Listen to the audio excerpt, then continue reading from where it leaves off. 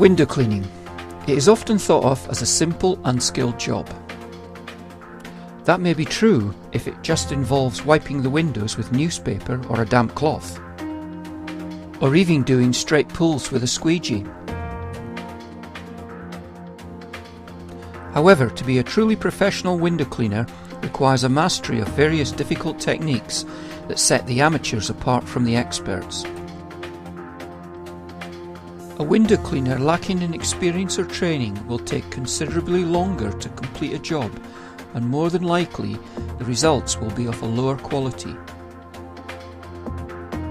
Window cleaning is not rocket science, but it does involve skill, and the correct use of the right tools will result in a better clean in less time, making your boss happy, the customer happy, and giving you as a window cleaner a sense of pride in your work.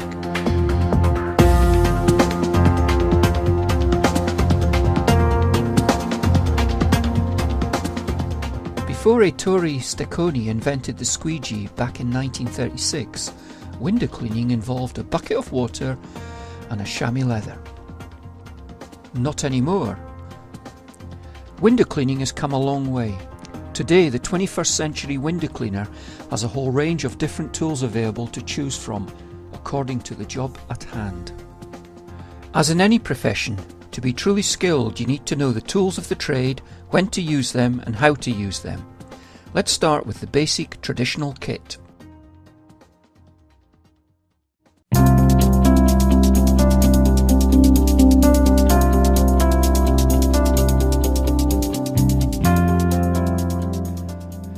In this first volume of Advanced Window Cleaning Skills, we're going to take a look at some of the traditional tools and how to use them. Let's start with the basics. First, we have the applicator, sometimes referred to as a mop or a strip washer. A good applicator will hold plenty of water to save you going back and forth to the bucket.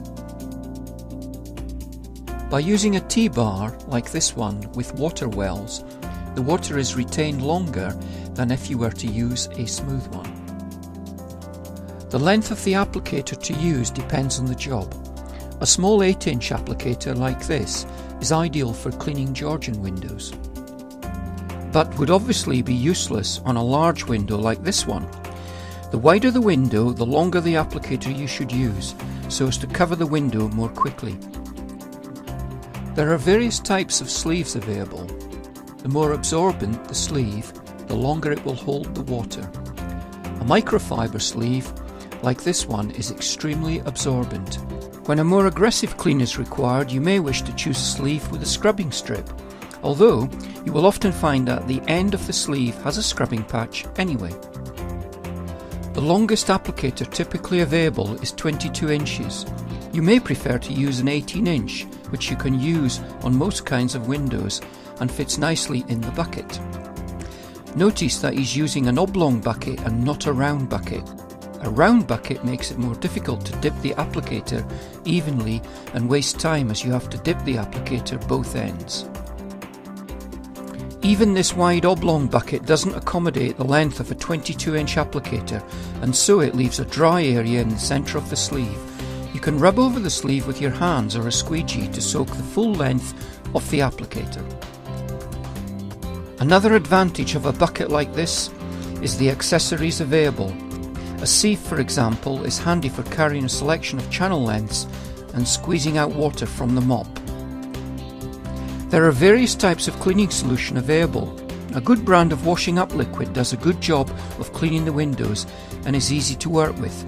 The soapy foam it produces makes it easy to see where you have passed with the blade, and it acts as a good lubricant when using the rubber squeegee blade on the window. Be careful not to use too much soap. Too much soap will leave a sticky residue on the window, meaning dirt will quickly build up again. It does require a more skillful hand with the squeegee, since it is not as lubricating as washing up liquid, and the blade is not as easy to turn. You may wish to add a few drops of washing up liquid to give it some slip until you get used to it, but don't overdo it to the point that it becomes frothy. That would defeat the object. Let's take a closer look at the squeegee itself. The squeegee is made up of three parts: the handle, the channel, and the rubber blade. The handle is quick release, making it very simple to change the channel.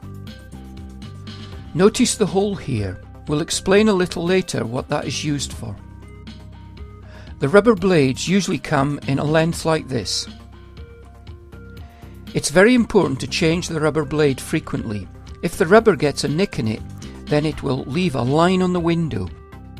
As the rubber wears out, it loses its sharp edge and is less efficient at carrying away the solution. Remember, you can use both sides of the rubber before throwing it away. Another cause of these lines left on the window could be a dirty rubber blade. Sometimes flakes of paint, dirt or hair can get on the rubber. Try running your finger over the blade to clean it, or wipe it with a wet cloth.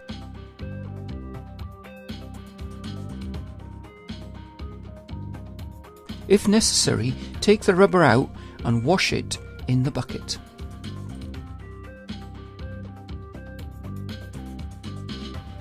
A warped channel may be responsible for watermarks left on the window where the blade has been passed, or it could be the angle that the squeegee is being used.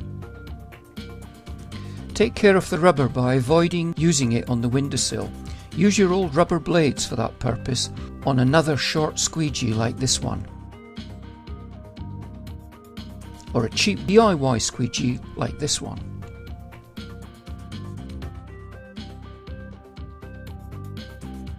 To cut it to size, put the rubber on a flat surface and straighten it out with the channel. Leave a few millimeters of overlap on each end and then use a sharp razor blade to cut through the rubber. Use a channel length to suit the size of the window. Again, the wider the window, the longer the blade. A 14-inch squeegee is good for general domestic work. As a general rule, it's better to use a squeegee blade which is shorter than the width of the window. For shops and larger windows, use an 18 or 22-inch blade to cover the window in fewer strokes.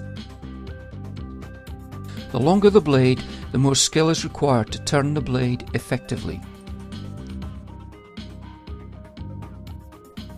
Once you have squeegeed the window, there may be some detailing left to do.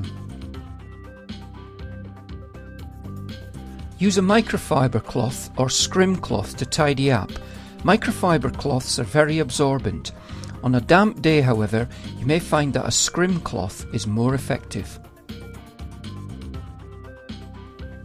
Use the cloths dry or very slightly damp to achieve the best results. If the cloth becomes too damp, it will leave smears on the window. It's better to keep a stock of clean cloths and change them. As the dry cloths become more damp, start using that as the wet cloth and grab a new clean one. A good window cleaner should only use 1 or 2 dry cloths a day. Use a set of pouches to carry the cloths. Keep a wet cloth in the front pouch for tidying up the windowsills and a dry cloth in the back pouch for minimal detailing. Never wring out the wet cloth in the bucket, or very quickly the solution will become dirty. A lot of excess water on windowsills and frames can be cleaned off with a small squeegee like this, which you can keep in your front pouch. Use offcuts from old rubber blades. This is a hip bucket, sometimes called a bucket on a belt. Use it as a place to keep your tools as you work. It stops the tools getting dirty or damaged and saves you time going back and forth. Notice the slot for a small retractable scraper blade. This is a 4-inch scraper blade. Be sure to keep the protective cap in it when not in use. If the job is a first-time clean or is very dirty, then it is a good idea to scrape the whole window. A wide blade like this makes that easier than using the small retractable blade. Let's see how to put these tools to use on a variety of windows.